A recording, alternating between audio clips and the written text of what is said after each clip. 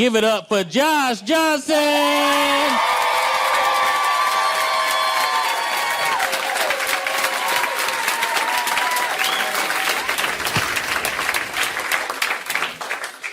don't know if y'all saw this demure thing that's taken off.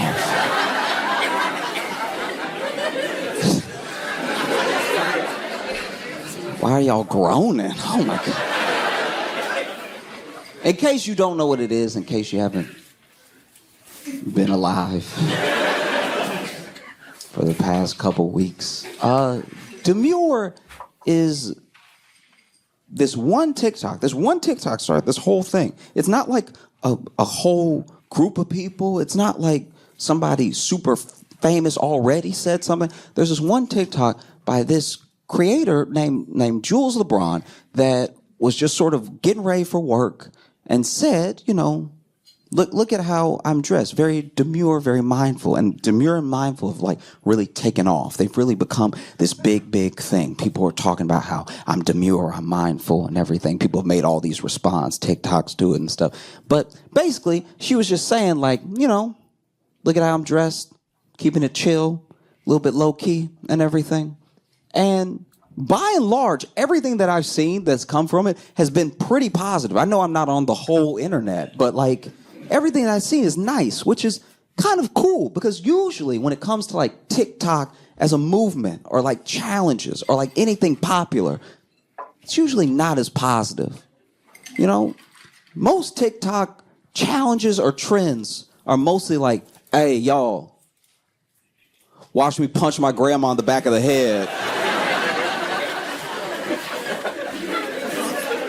It's usually something that causes harm to, you know, you or someone else for everyone's entertainment. And we watch all the time. It's like, hey, y'all, watch me while I call in this bomb threat to the Vatican. You know, like there was one thing, I don't even know, it got so bad that they would talk about TikTok trends happening that I don't even think were happening, but they were believable because all the stuff that really was happening. Like, I'm pretty sure there was one where maybe I'm falling for, like, a trick, but I'm pretty sure there was one TikTok trend where people just kept blowing up the urinals at the boys' bathrooms in their high schools. And I was like, man, maybe they really are lost as a generation. You know what I mean? So then you see something like demure, and it really kills the whole... You know, the sort of generational gaps that we have, it's hard to keep pushing them away when they're being all nice and stuff. No, you see these young Gen Alpha, Gen Z just being sweet. You almost don't know how to react. You know what I mean? It starts raining. Maybe you're a boomer, and then out of nowhere, you know, this young person comes up being very demure. Pops an umbrella right over your rainy head. You just standing there like, Fox News did not prepare me for this. I don't know what to do. Thank you, I guess. This is weird. You sure you don't want to punch me in the back of the head and film it or something? Like, no, it's just nice to see like a trend that's at least like feeling mildly positive as it spreads, you know? Because a lot of them start positive and then quickly turn. And I haven't seen this one turn yet, because the whole definition of demure is like modest, shy, you know, mindfulness, obviously self-explanatory, being mindful and stuff. Because the other TikToks I've seen Jules make have also fascinated me, because, you know, she'll do little stuff. Like, she brought donuts to the hotel staff that took care of her at the end of her stay. And she was like, this is being demure. And I'm like, oh, okay, I guess we redefining it. I had no idea. I thought, that's cool. I'm saying because I'm happy about it, you know? And I think that's really awesome. Because for a long time, I didn't know if like a good trend could catch on. You know, we like deep down, whether you like it because you like it or you like it because you love to hate it, we like watching the bad stuff. Do you know what I mean? Like like Jackass would have never been a franchise if we didn't love the idea of a guy just standing there and then his friend running behind him and kicking him in the balls. Like, that's, you know, We had Jackass when we were little, and that just spawned into like a different now everybody can do Jackass. Everybody was doing Jackass the whole time, by the way. It's just when we filmed it, it sort of just sat at home. Like they just became home movies. There wasn't an internet to push it out to the rest of the world with, you know? And so I don't know. I mean, I hope for those that enjoy it, it continues. I hope it doesn't, morph into a different thing, because I feel like the internet's very good at that. The internet's very good at like taking something, because it's so decentralized, like taking something that starts out very good and then morphing it to a place where, maybe 5 years from now, there's just a kid that runs up and punches his grandma in the back of the head and goes, demure!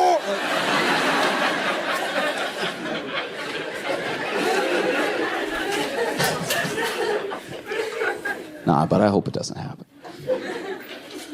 I took an improv class when I lived in Chicago with a kid who was Buddhist, right?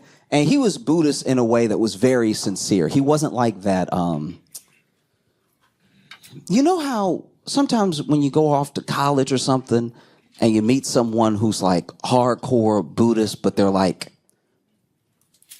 a white dude with dreads that's always trying to bang, you know what I mean? It's like, I'm like, no, I don't know if you following really. I think that you just wear the beads. I think you're disingenuous. You're just trying to use it to lower some walls, you know what I mean?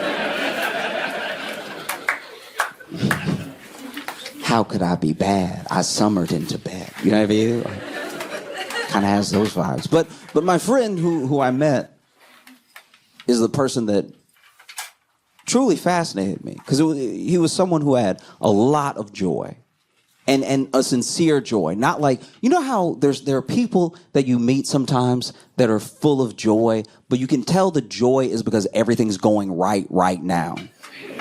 It's very circumstantial joy, right? It's like lottery winning joy, where it's like, guys, of course.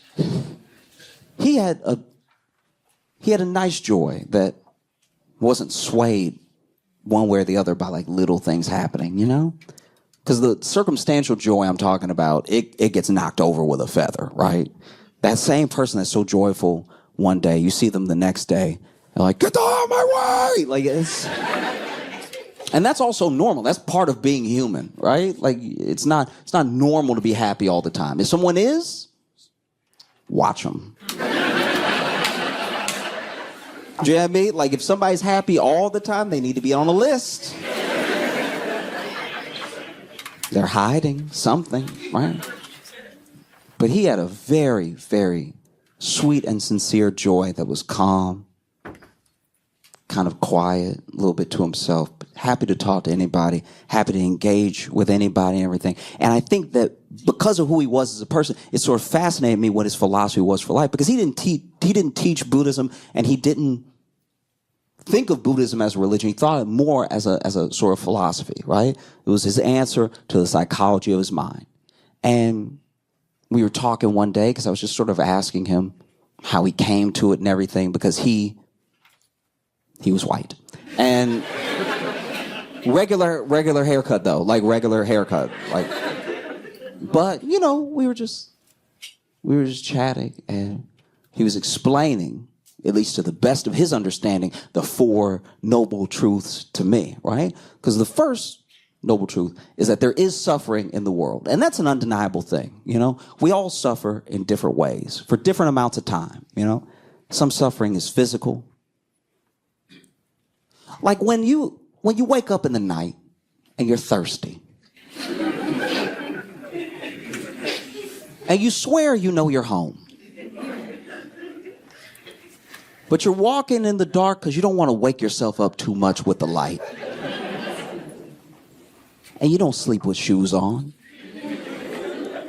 So your feet, your toes are at their most vulnerable. You get up and you're walking around, and in the kitchen, you get a little bit of that fridge light. You almost squint a little bit. That's too much. You grab your water, you pour it in your glass, take some sips, and now you got to make your way back. Halfway tired, in the dark, right? And as you're walking, maybe you're a parent.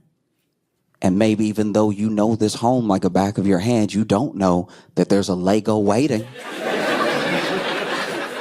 There's a Lego waiting to be stepped on, right? There's a skateboard near some steps waiting to take you out. To put you on your ass, right? Or maybe you don't have kids. Maybe you're a bachelor. Maybe you're just living on your own as a single person, but you make your way back. And for some reason, tonight, there's just a little bit of extra width to that bed frame.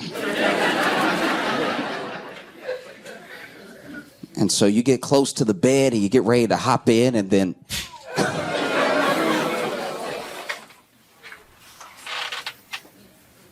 and so you suffer. No. But a lot of suffering isn't physical. A lot of suffering, genuinely is coming from a mental place. You either suffer in what you think is going to be the future, or you suffer over the past as it happened. Those things that happen that are very, very embarrassing. Maybe you hold on to a mistake that you made too tight. In your mind's eye, it's the only thing that you can focus on. And most of the time, you can shut it out. It's probably whatever you're thinking about right now. But most of the day, you're pretty good at shutting it out. But then you have a quiet moment, like in the shower. And while you're in the shower, your brain just goes, remember that time? You remember that time that everybody was like, wouldn't it be fun if we jumped in the pool, and then you just jumped in the pool, but then the other person was like, oh, I was never going to jump in the pool.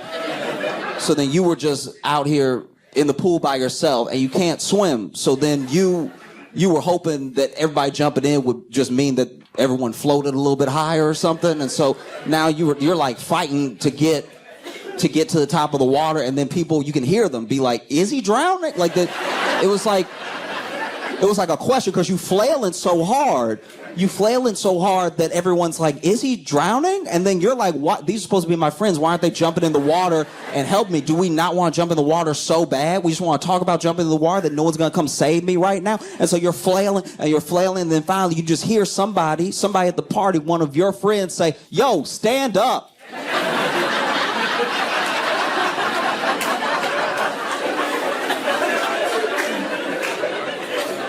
And then you realize you were on the shallow end of the pool.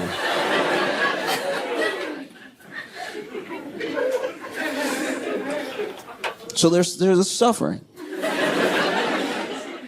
And then, there's a suffering for the things that you think are going to happen in the future, right? Things that haven't even happened yet. Usually, it's us, because of our imagination.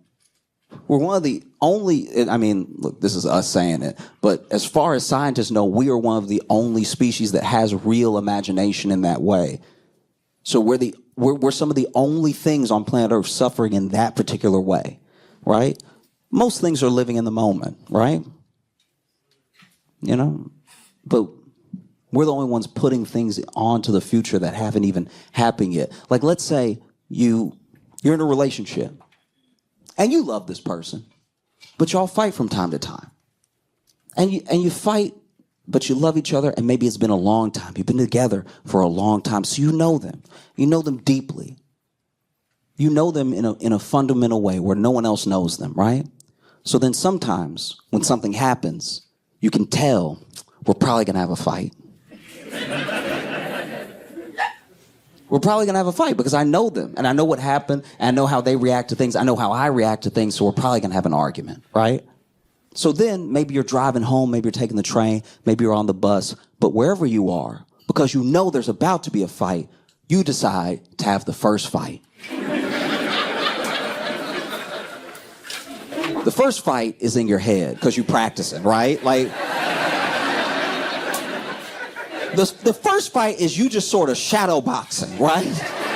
You do it too. That's not my fault, right? You just...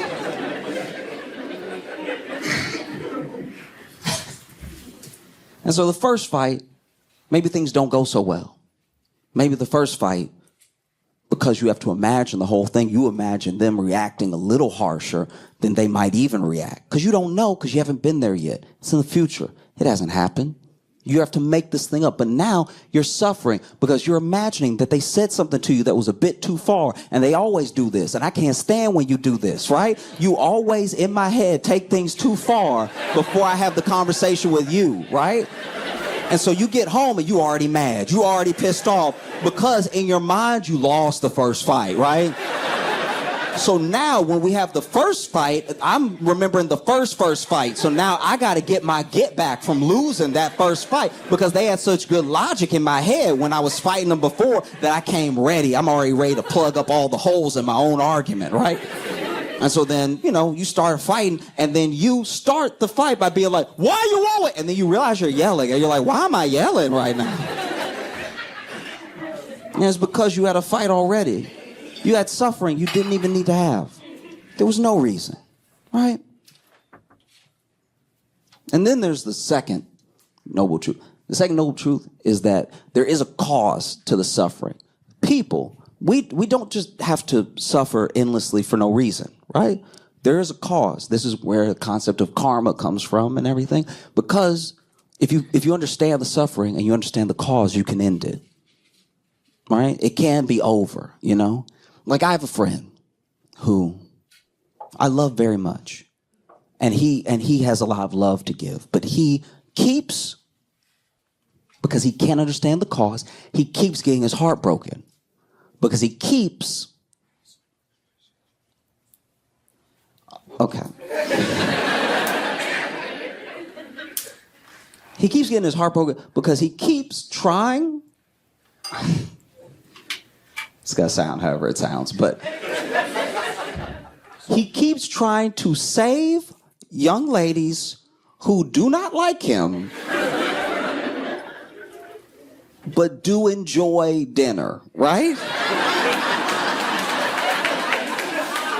Do you know what I mean? Like at a certain amount of dates, I'm like, yeah, dog, I think if she liked you, she would call you sometimes. Because he's a lover, but it's I don't know if he's thinking about why he keeps feeling this way. And if it keeps happening, if the same thing keeps happening with different people who don't know each other, maybe there's a cause. And maybe the cause is something you're doing. Maybe the suffering can end. Maybe. Or maybe he's just real good at paying for dinner. I have no idea, but it seems like when I talk to him, hey, it doesn't have to be like this, right? And then there's a third noble truth. Third noble truth is that you can end the suffering. It can't, it doesn't have to go forever, right? Like the second one is that there's a cause, and the third one is that there will be an end, right? It doesn't have to go on forever. You can release yourself out of this sort of cycle. And then the fourth one is that there's a path. There's a path for you, a way to end the suffering, right? Which I think is great. I think that there's an answer at the end. There's a lot of things. There's a lot of religions out there that just tell you, it's pretty bad. And it will get worse.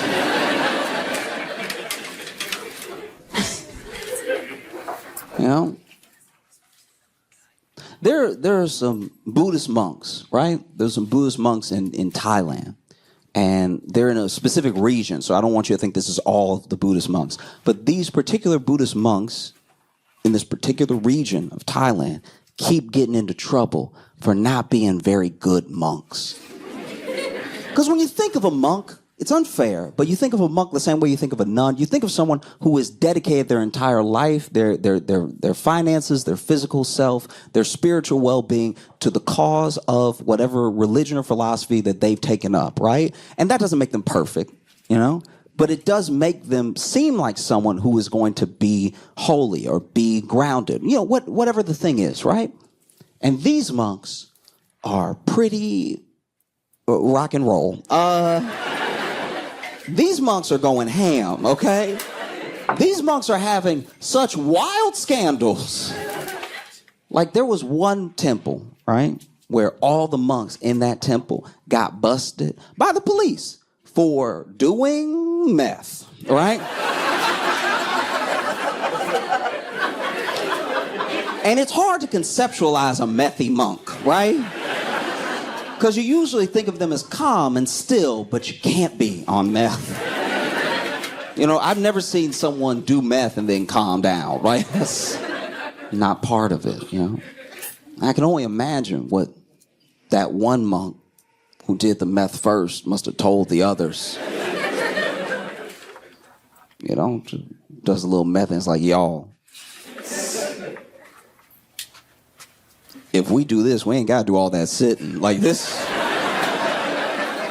is about to hit, okay? You know? There was another scandal where there were some monks who basically, I say got in trouble, I think they got arrested for stealing millions of dollars in donations from people who were basically donating to, I guess, the monastery, but just generally, the same way you donate to like any church or anything like that. And that one baffled me because I thought one of the whole principles of Buddhism was like, guys, I don't need anything. Like, it's me trying to better myself, trying to get better, trying to get to the next level and everything. So to give the monks millions of dollars is asking for trouble. Like, you know what I mean? To give the monks a rapper level of money and then not expect them to live that rapper lifestyle feels like an unnecessary temptation, okay? You know, like I'm pretty low key, but if you gave me around $8 million, I might go a little wild for a day or two. You know what I mean? And it's tough. It's tough when you're a monk and then you try balling out because you in the same clothes. Do you know what I mean? Like when you roll up to a strip club, everybody know you're not supposed to be there.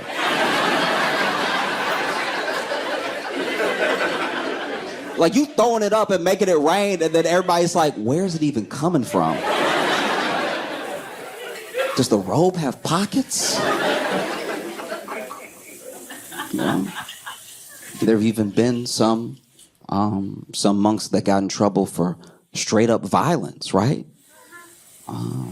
Which is terrible and terrifying. But I will say, as a monk, if somebody messing with you, you do kind of have the element of surprise. Because they're sure nothing's going to happen, right? Like you just poking a monk and poking a monk and poking a monk, and then they just hit you with that bladdow. You know? And I guess it's just wild that for such I'll call it a religion or a lifestyle just for the sake of the argument, but like for such a calm, peaceful, to yourself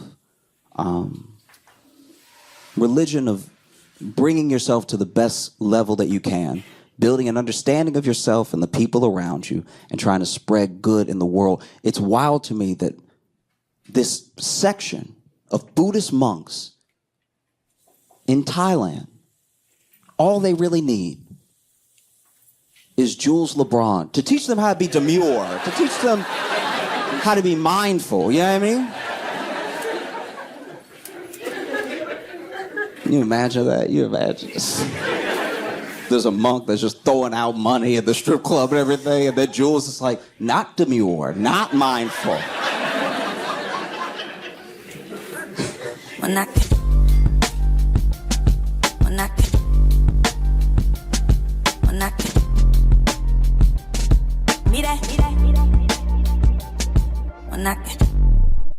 I think there are some things that as adults we should let go of.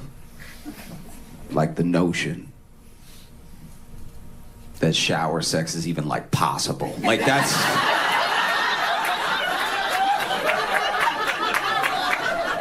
What are we doing? Who are we trying to impress?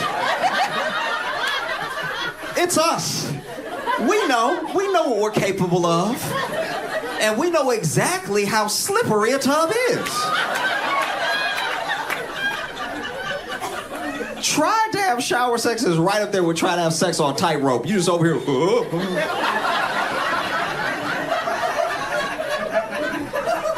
Hoping you gonna slip and accidentally do something good. Whoever's idea this was is the devil, because what possessed us? What video did we watch where we're like, I can do that too? It's never a good idea, ever. Even if you got the bath mat. Because what people don't tell you about that tub mat, it's got the little suction cups at the bottom, but with enough pressure, it will slip right off. And so you standing on it, believing in it. Next thing you know, you wake up concussed. That's one of my greatest fears, to have some sort of, be trying to smash and get some sort of energy that, like, I can do it. And then injure myself and give her the ick for the rest of life. I think if you fall during shower sex, the other person gets an automatic divorce if they want one, because it's already not sexy in the shower. You think you're gonna fall sexy too? It won't happen. One foot gonna go this way, the other foot gonna go that way. You gonna grab the towel rack. Fighting for your life right now. Naked, fighting for your life. Over here swinging legs. I've slipped in the shower by myself and I've screamed every time. Imagine now, we in the shower together. I'm trying to lay down some pipe, all right? And then behind you, you hear, whoa!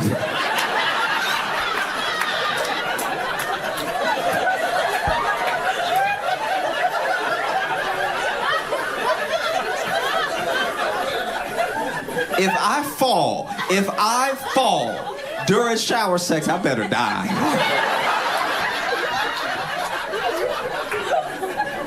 Because the last thing I need is to try to pick myself up with a black eye from hitting my face just right. Going like, do you want to try again? Over here concussed. There's just certain things we gotta stop. We gotta let go of. You know? We'd be happier for it. Because everybody want to tell you about, you know, come back from the honeymoon and give you all the tea, all the sexcapades, you know. Young, newlyweds, still spry, still got good knees, good hips. Because we don't talk about the small muscles. Okay, I once tore my right glute trying to get out of the shower. You ever lost your right ass before? It changed everything. I had to sit on a donut. Do you know what it's like to be in your early 20s sitting on a donut? People look at you like something really wrong. People look at you like you barely hanging on. It's devastating. And it was just off of a random movement. You know, I was getting out of the shower and just a little like, oh, you know what I mean? And at first I didn't think anything of it. Got out of the shower, dried off and everything. And then I went to sit down on the bed. I was like, uh-oh. Like I genuinely could not been past here. Every night when I went to bed, I just had to fall into bed. Couldn't even get comfortable. I had to get my roommate to lift the covers and let me fall. And then he would cover me up. And I would just be like that until he came and got me.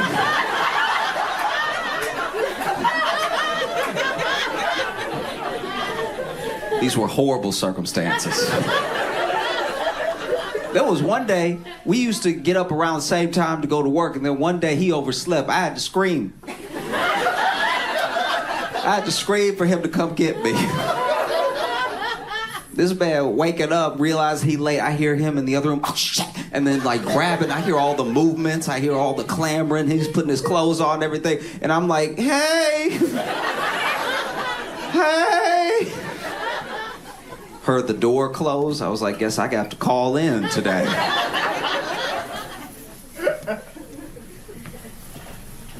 Don't sleep on the small muscles. Okay, take good care of yourself. You know? Don't let somebody pressure you into shower sex you know you're not capable of.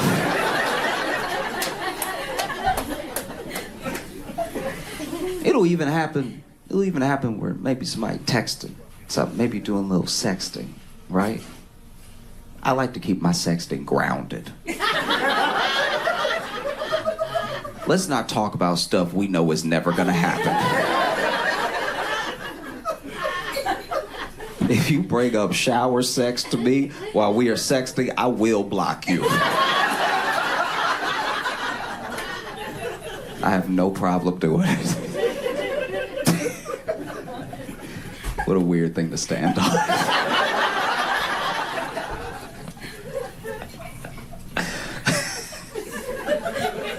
No, she cute, but she brought up tubs. I couldn't do it. Couldn't do it. She had to go. Had to kick her to the curb, all right? Anything to do with porcelain, that's too freaky for me. I don't like that. I don't know how you were raised, but I'm a Christian.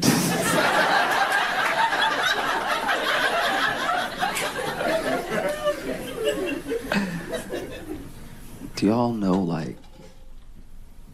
like a scary kid? Like you can't bring it up because they're like your friend's kid, but you don't want to be left alone with them. Because as soon as everybody leave the room, they look at you, but they can't just look at you. They look at you with their whole body. My friend, okay, so I have a friend who he had a kid, like what, 6, 7 years ago. His kid's gotta be, about 6 or 7. And anytime I go over to their house, kid will be playing or something. And now it's at least at the point that the kid can play video games or something like that. But even when he was just playing with blocks and stuff, my friend would leave the room to go get something. And then the kid would just look at me, but he wouldn't just look at me with his eyes, he'd look at me with his whole body. He would just turn like, eh. And I was like...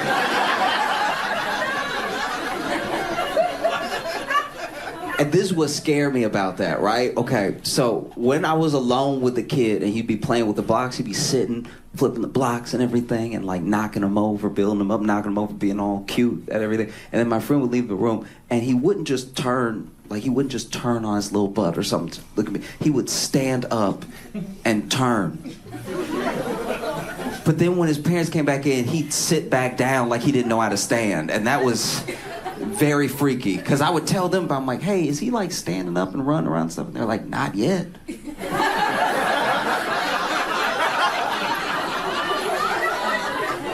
So now I know I've been left alone with a demon because why you only walking to scare me, Didn't matter what it was. As soon as they walked out of the room, he'd pop up.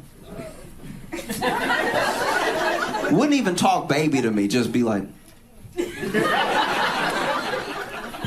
I don't know what he wants. There was one time I was at their house and he was in front of the TV, and then I went to the kitchen and I don't know where they were, but then out of nowhere I turned in the kitchen and he's standing at the kitchen door, and I'm not gonna lie, I shouldn't even admit this, but just out of panic I almost punted that kid. I was imagine for me that you going around the house just doing your regular thing, right? And then out of nowhere, a child that no one thinks can walk is just standing behind you. I was like, what in the boss baby is happening right now?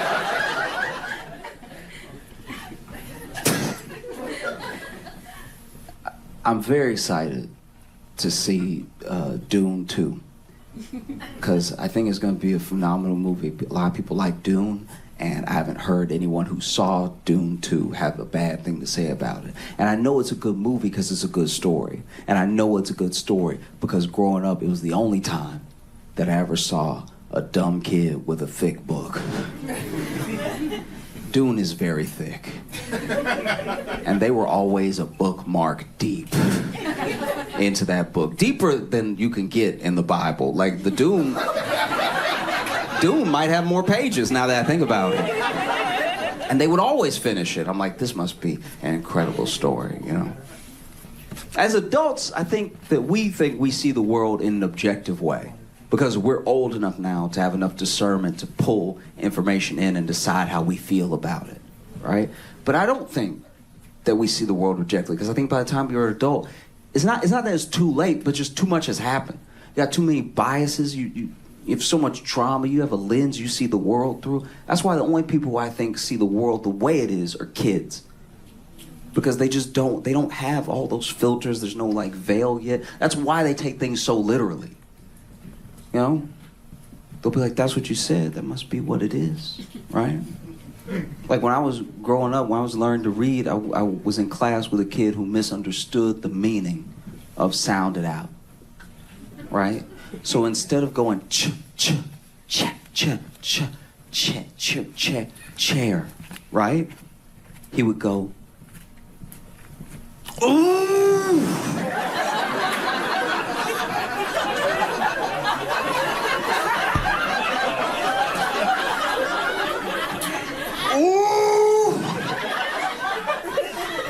Ooh, chair. And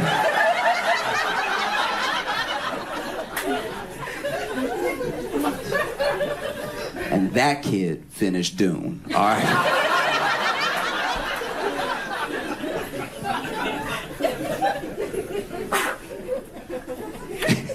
I can't even judge him though, because I did the same thing in a different way. You know, when I was little, I played t-ball for a little while, and when we were playing t-ball, you know, coach, parents, everybody would say, keep your eye on the ball.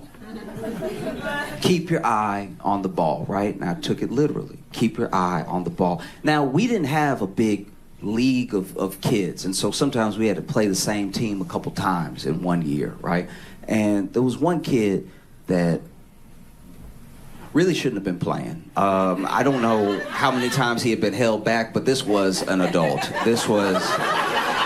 You know that thing they talk about people always trying to do in the World Series? They were doing it in my local t-ball league, okay? This kid looked like he had a full-time job, and he would come up to the plate, and he was so good. Like, on top of being big, he was good. And, you know, T be right here, the ball would be right here, and he always managed to, like, crack the ball, not just, like, over, not just up, but, like, up, like really, like truly under to pop it up into the air, right? And I remember one time he did it. One time you could hear the pop off that metal bat and the ball flying into the air. And I was keeping my eye on the ball. And the ball looked like it was gonna go into space. It got hard to keep my eye on the ball for a second because, like, the clouds are white, the ball is white, and the ball is in the clouds. And then it starts to come down a little bit. I'm like, oh, I see it, okay. And I keep my eye on the ball. And then it's getting closer. But I keep my eye on the ball. And then it gets so close, I'm a little concerned, but... like my coaches and my parents have been telling me, I keep my eye on the ball. And then the ball is in my eye. No one ever said catch the ball. They said keep your eye on the ball was the most important thing, and that's what I did. So then I crash to the ground, and he gets a home run because I'm laying next to the ball.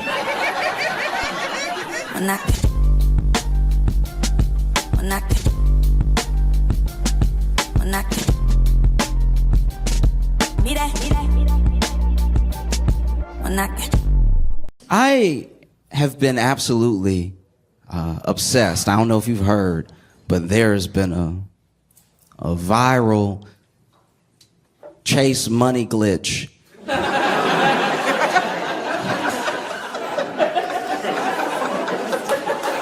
Okay, if you haven't seen it, basically someone on TikTok said that there was a money glitch at Chase where if you deposit a check for a large amount, an amount you don't have, it will let you withdraw the full amount that you just made up, right? And that is just check fraud. That's actually the plainest fraud you can do. To walk up to an ATM and be like, I'd like to lie, please. That's not legal at all. And so I saw the TikTok and I was like, uh-oh, I hope nobody does this. I hope nobody does. I hope not a single person does this. I hope no one does it because it's the worst type of fraud you can do. I hope nobody does this at all. And then I went to Twitter and 6,000 people had done it. Like, in the time that I saw it, there were already people who were like, yo, we out here living. And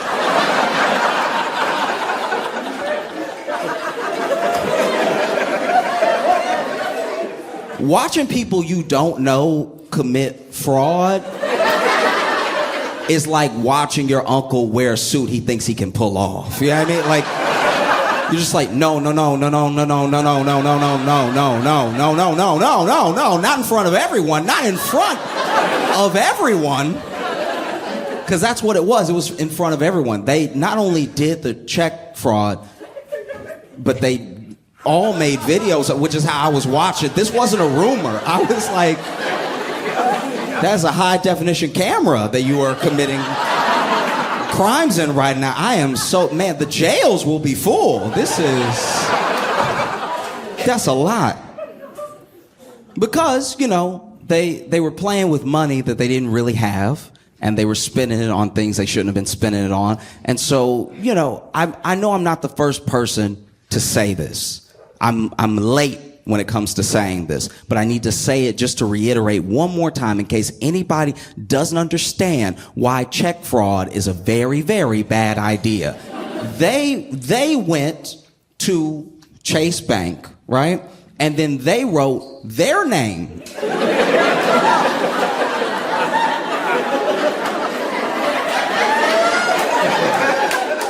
all over a check. And then they went to their bank, which was Chase Bank, with their name on that check, and then put that fake money into their account, which your bank account has every number that makes you identifiable. Like, your bank has your address. It has your social security number. It has the numbers of places you used to live. Like, they have so much information about you. Chase might as well just go to the police station and be like, we need to make a few printouts.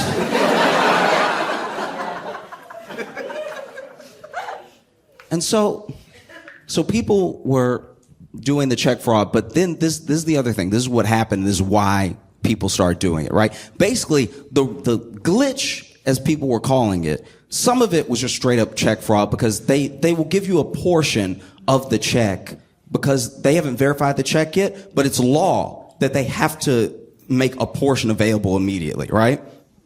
And so there was a mistake for maybe, who knows, 10 minutes, an hour, where someone put in a check and it gave them the full amount immediately. It did not do that for most people. Most people got a portion. So when you see them throwing money, they definitely had to pick it up right after. Like, it's like...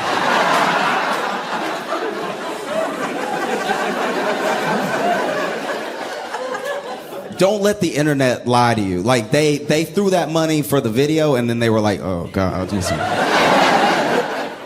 I always, whenever I see stuff like that, I always think to myself, like, y'all didn't factor in the wind at all. Like, you balling for these next 3 seconds, but as soon as there's a gust, you're going to be running into traffic, screaming, no! And so basically, you know, there was that side of the glitch. Another side of the glitch was that there were people who were also requesting loans, like pretty high loans. And the loans were also appearing, for some reason, appearing in their bank account in full, even though all the money wasn't available, right? So that part is a mistake on Chase's part on the website. But what's actually happening when they were withdrawing the money was just a little bit was coming out. That little bit was just a portion of a bigger amount, right? But then Chase caught on pretty quick because they posted it to the internet, right? Which is where Chase also is. If Chase was one of these mom and pop banks where mom worked the teller and dad was the personal banker, maybe they would have gotten away with it for quite a while. But because Chase is also on the internet, Chase saw the mistake they were supposedly making. They corrected it immediately. They put a 7-day hold on people's accounts that were affected by this activity, right? But then, because they never had the money and because they already withdrew some of the money, they were getting negative balances as high as $72,000, right? Which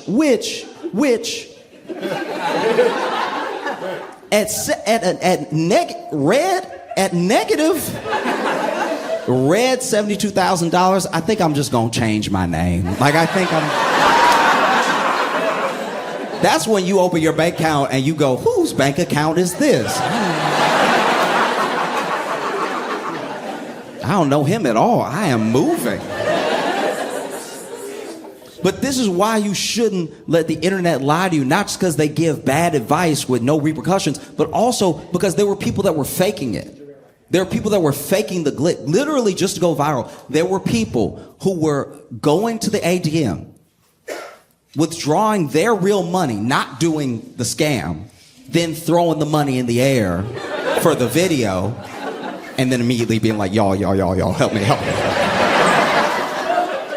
There were even people who were pretending, using other people's screenshots, pretending that they also had a negative $48,000 balance. And it was all just for attention. And it's so important to remember that. It's important to remember that half of the internet is for attention.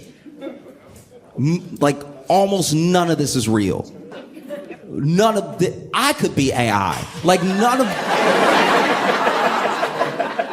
None of this is real. And so when you take things that are fun on the internet and you bring them into the real world, you could screw up your entire life because check fraud is so much a felony. Check fraud is one of those felonies that someone does that's not even a dangerous person. It's just you'll be like, man, where is Cousin Willie? I have not seen him at the last 3 Thanksgivings.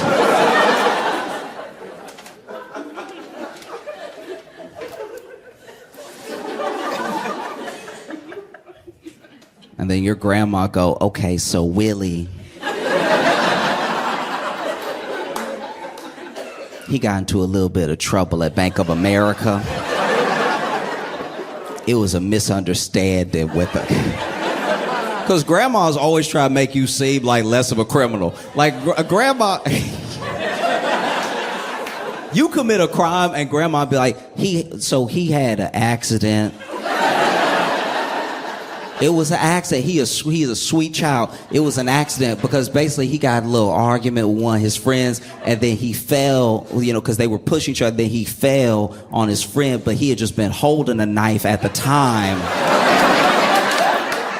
That's why we praying for him to get out, because I know his spirit. I know my baby, and my baby would never stab someone to death. My baby, how the police know he wasn't trying to get the knife out? You know what I mean? That's why it went in so many times, because it kept slipping in, and he kept pulling it out. Why didn't they ask why that man's body was magnetic? Why didn't they do that? My baby ain't no murderer.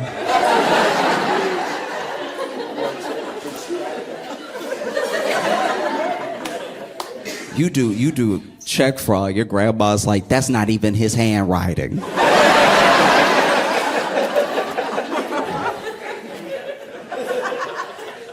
But grandma, is his name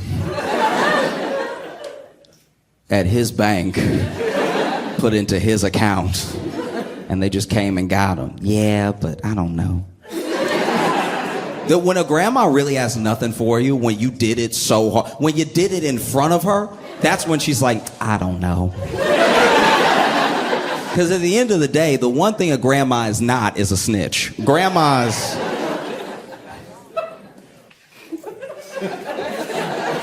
Okay. All right. So back in the day, so I grew up in Louisiana, right? And back in the day, we weren't friends, but I knew this kid, and he was like, this kid in my neighborhood was getting arrested, and it was a whole big scene because, like, basically, I don't know what he was getting arrested for, but the police thought that they needed 18 of them. Like, it was, I don't know what he did, but everybody showed up, if nothing else, just to watch. Like, that's... And that dude's grandma came outside screaming, like, he didn't do it. Typical grandma. He didn't do it. He didn't do it. And then she tried to fake a heart attack.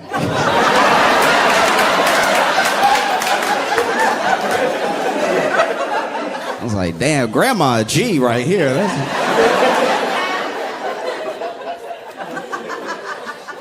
That's probably what G stands for if you go back all the way.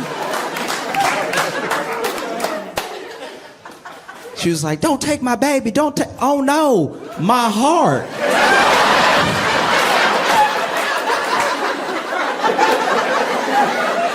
And you could tell she was faking it too because she like really planned the fall. Like the fall, because she knew she couldn't just fall however she wanted to fall. She may never get up again. So she was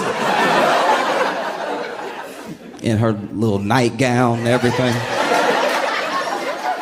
looking for a soft spot on the ground.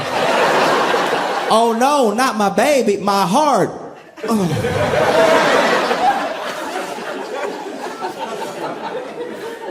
I just can't stress it enough. Please do not do wire or check fraud. It's like, it's so easy to not do.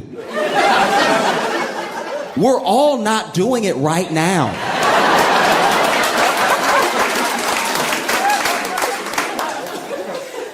And I don't want to, look, I'm not coming from some holier than thou place either. I understand crime. I understand why people do crime. Like, if you've ever been broke, you get crime. Crime makes so much sense if you're broke. I don't understand when rich people do crime because they already have things. Do you know what I mean? If you do crime as a rich person, you're really doing it for the love of the game.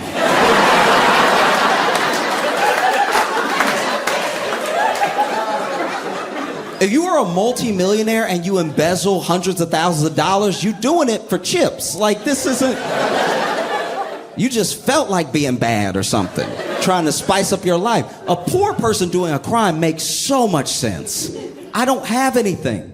I don't have anything. That's a thing. I'd like to have it. Simple math, you know? I've been hungry. You hungry? Man, I wish I had something to eat. But on this planet, in this country, we trade money for things to eat. And I don't have any of that, so I guess I just won't eat. And then you don't eat for long enough that you're like, damn, the food is right there.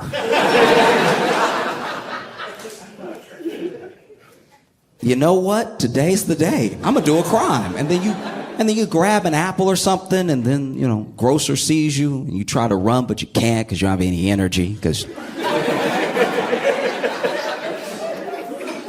So you get caught, and it's all very sad because you get charged with theft, but you took it because you were hungry. Like, crime when you're broke makes sense, you know? We don't like it, but it's true. It just does.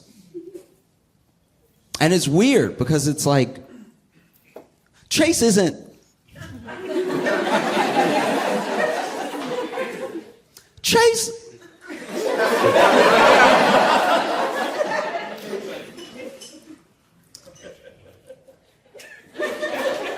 This is what bothers me about the whole thing. It was dumb of these people to do it. But to do it to Chase is like weirdly full circle.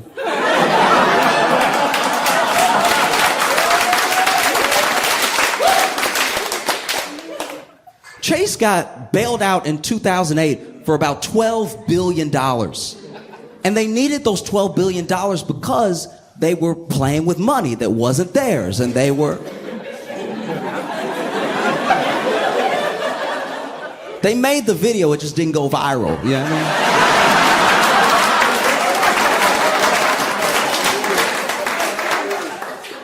mean? So it just, I don't know. There's a deep irony in that like, you know, one of the major powerhouses, probably the biggest bank in the country that contributed to near financial collapse, is going to go ahead and get theirs back from some of the people that they made poor. It's pretty harrowing, you know? But every single one, I don't care if you were a kid, if you were grown, there was a line, by the way. There was a line at the Chase ATM, so a lot of people were doing this at once.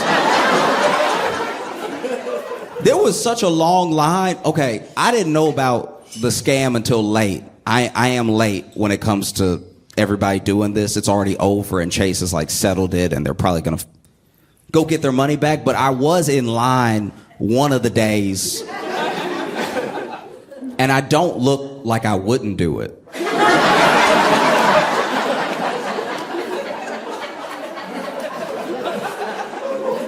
I'm standing in line like, come on now. This line's never been this long before. That guy's throwing money. That's irresponsible.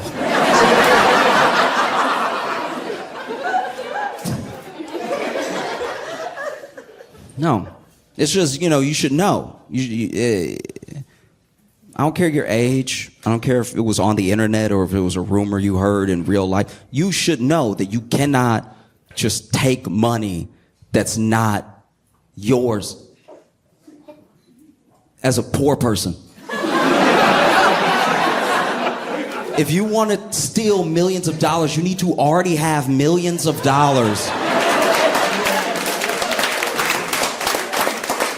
There is a Chase money glitch. It just only benefits Chase. You know, the only people who can just print money with absolutely no consequence are the Federal Reserve. Everyone else has to deal with it. That's a tough one. It really is. Because I think about how some people are like actually in real like felony trouble. I don't know what I would do if I committed a felony, but I was just joking. This is a terrible predicament to be in. Some of these people are like 20, you know? They're like, guys, I don't know, I just wrote too many zeros, my bad.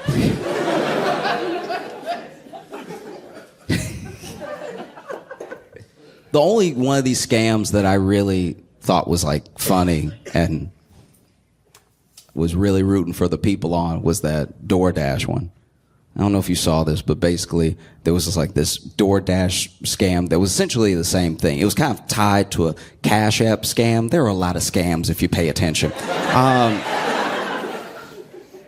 It is crazy how much we're doing them now, how much we're doing like wire and check fraud. Like we, as Americans, we have become the Nigerian princes of the world.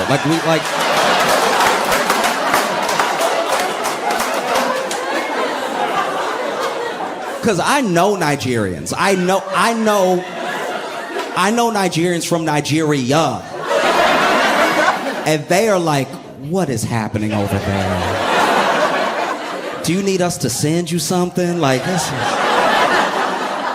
Y'all are down bad as a people and as a country. This is hard to watch. But basically, there was like a DoorDash scam / Cash App scam where basically Cash App was letting you...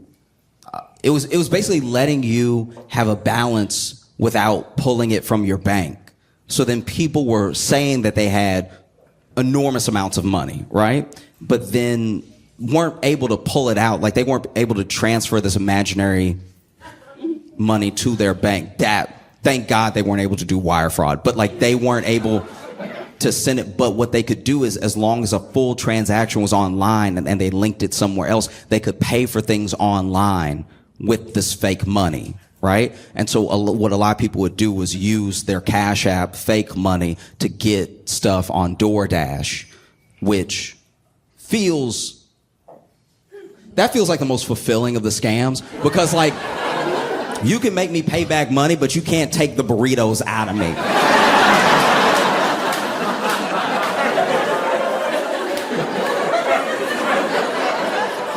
You know what I mean? Like when the police come, I'm gonna be full, all right? And when they put me in the car, that car's suspension will be in trouble.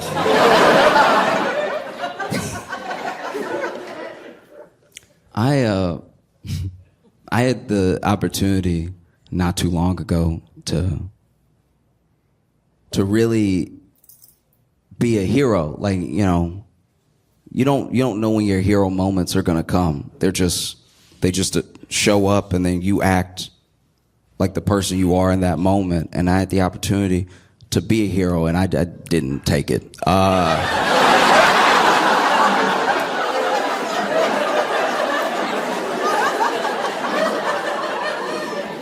I looked that moment in the face. I was like, you must be looking at somebody else. Huh?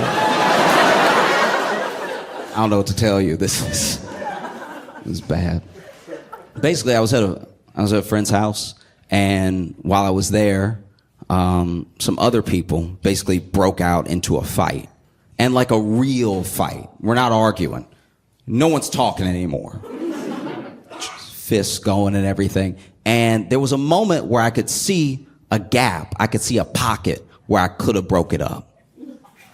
And breaking up a fight is a very precarious position to put yourself in, because most fights that you want to break up, especially if it's two people, if it's three, it's gone too far. You know, you're not going to be able to double dutch that one. You know what I mean? But two, you wait for a moment where they're like both tired, or they're trying to wrestle, or, you know, they're backing up to like get started to fight. You know, that little back up hop step. This is usually, okay, when someone doesn't really know how to fight, they do too much prep for the fight. You know what I mean? Like, there was, okay, I know I'm digressing to digress, but basically one time in high school, there were these two kids that were about to fight, and I didn't even bother trying to break it up because one kid stretched. And I was like,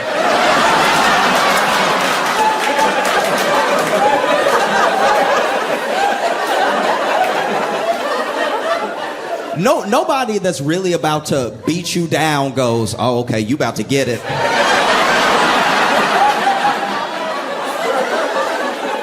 You just give me a second. I'll be over there in a minute. You just...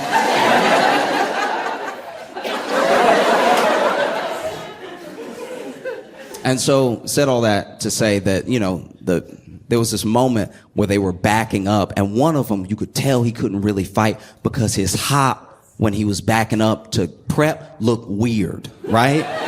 Because he didn't hop like, you know, like if somebody can really box, or if they've got like some movement, some footwork, they have the little hop. This dude went, okay, then here it is then.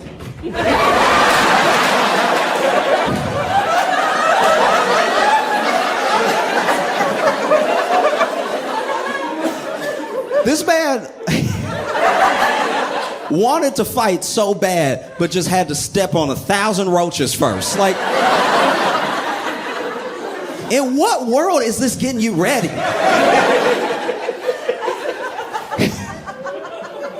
You look like you've already been hitting your cerebellum when you move like that. But anyway, they get to fighting, right? And I could have jumped in, but I was like, you know what? No. Because when you jump in to stop this fight, you need to be bigger than both people, right? The way you jump in and stop a fight, usually it's hand first, like you get the hand in there so that's the warning. Hey, stop swinging. Somebody else here. You might not hit him, you might hit me. Hey, right? And then you put your body in between the two of them. And the idea is that your body will be big enough that they're like, I want to punch, but there's too much to get around. And that isn't the case with me, you know what I mean? Like, I want to jump in and stop the fight, you know, like a principal, just like, hey now. Okay, so, all right. I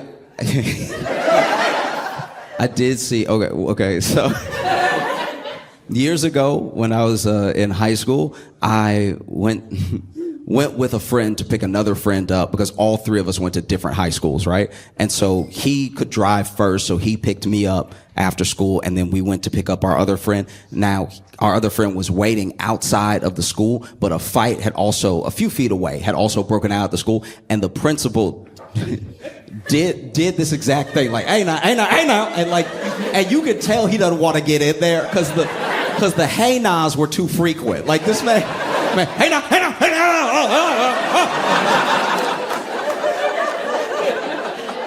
But he stopped the fight because he was just being too big for both those boys to get at each other, right?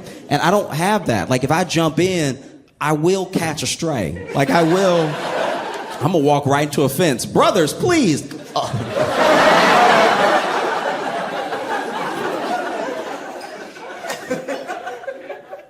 And so then the fight breaks out, and the guy that I thought couldn't fight, it turns out he can fight if he keeps the fight weird, right?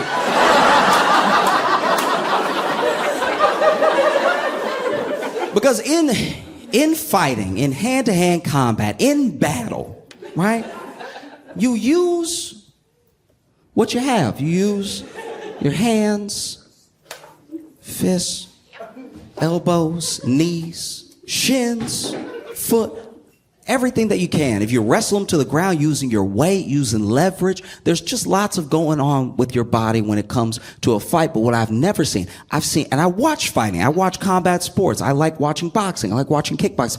I've seen people who can kickbox in real life in like a street fight. I've seen people who can box in real life in a street fight. I've seen people use their knees, like Muay Thai moves, elbows, all that stuff. I've never seen somebody who just grabs.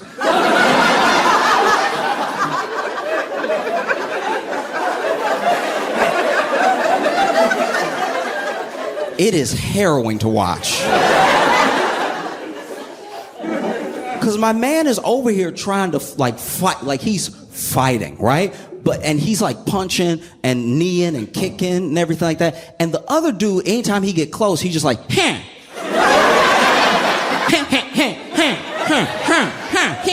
So now this dude punching while also being hella uncomfortable.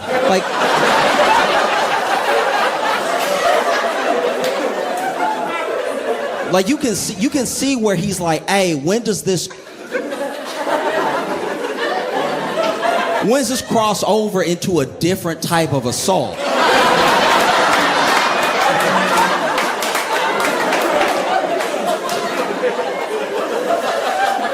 you know what I mean? Because like because at one point the dude was trying to dodge a punch and then like grab, and I think he thought he was doing kung fu. Because, you know, you've seen the movies where they're like, ha, and then like just Black Panthering you up, you know what I mean? This dude at one point went to dodge a punch, but clearly, we could all see it, clearly grabbed the inner thigh of the dude he was fighting. And you see that dude miss with his punch, but also be like,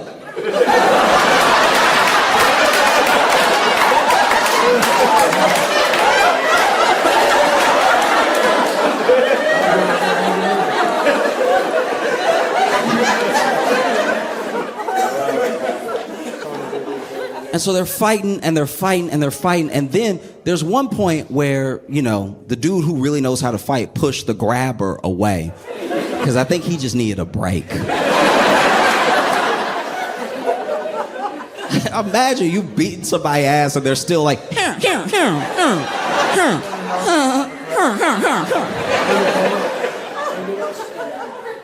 it's devastating. And so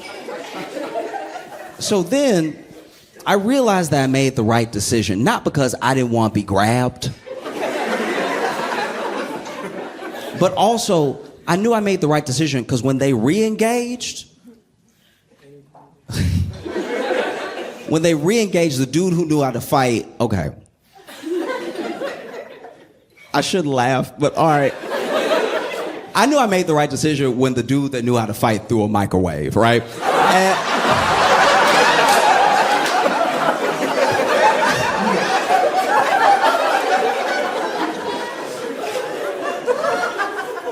I think, okay, this is what I think happened in my mind, right? No one even saw him with a microwave. We didn't know where the microwave came from. You know what I mean? And I think we were distracted because when he pushed the grabber off, the grabber was ready. He was still like had energy, even though he had lumps all over him and everything. And he was just standing like.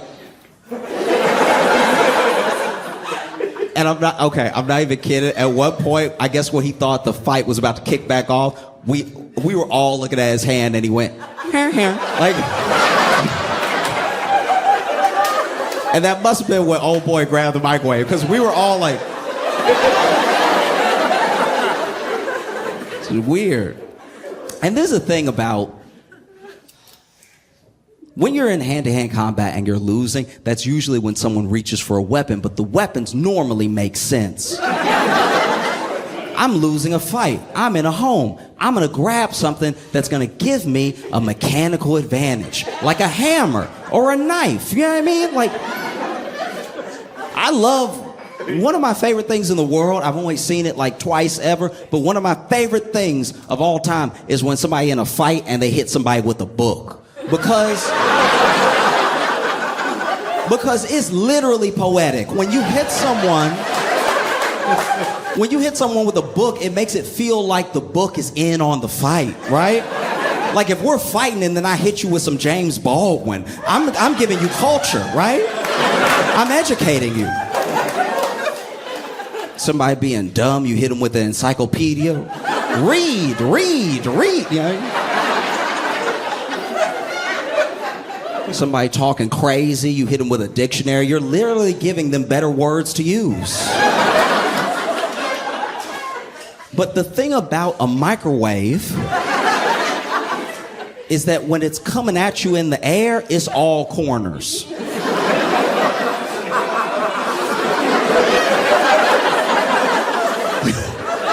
When a microwave is hurtling towards your head, it's nothing but angles, all right? You would think it was a diamond, the way that it moves through the air. I guess I had never seen one fly before, so I was like, wow, right?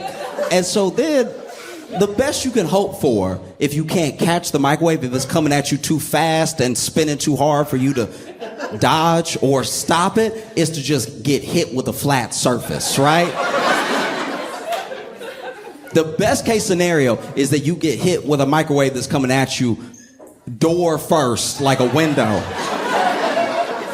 That feels like it has the most give to it. But that didn't happen at all. This dude threw the microwave at the grabber, and that dude got hit in the head with the popcorn button. And I've never seen a person shut off faster, right? Like, this dude caught a microwave in the head, and you just saw him go.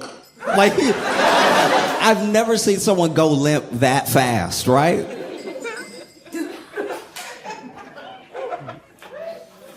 We were all standing there like, I think he dead. Like,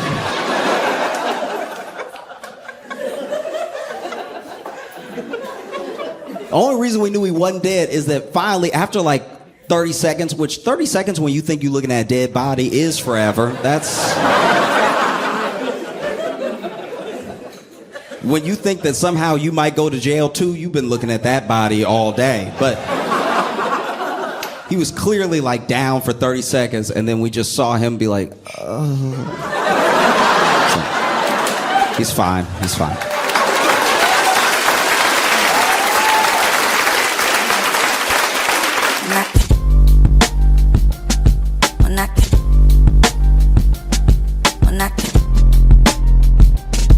Mira,